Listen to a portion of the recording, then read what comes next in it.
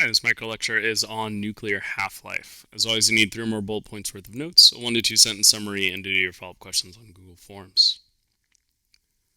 So the rate at which an isotope, or in other words, a radioactive material decays is called the half-life, or at least that's one way to measure it. The half-life is effectively the time it takes for half of the atoms or half of the material to decay into the next thing that it turns into.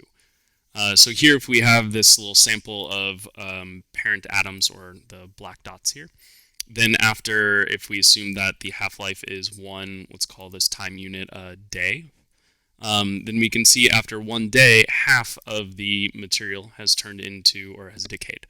So turned into the daughter atom, or the next thing it turns into in that sense.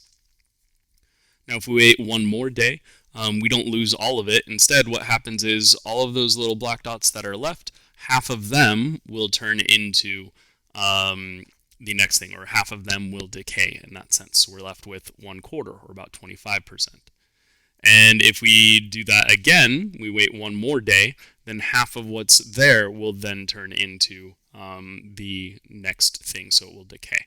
If we wait 1 more day, then half of them will decay.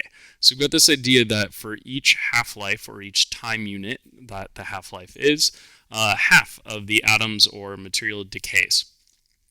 This is an exponential decay, which means if we have a half-life of, for example, 2 years, let's say, then after one half-life, 50% is left. After 2 half-lives, or 4 years, 25% is left. And after 3 half-lives, or 6 years, 12.5% is left. So we can use this pattern to kind of figure out how old a material is based on kind of how much of a proportion is left. And we can therefore count how many half-lives it's gone through. Now, mathematically, you can do this with uneven numbers of half-lives, etc.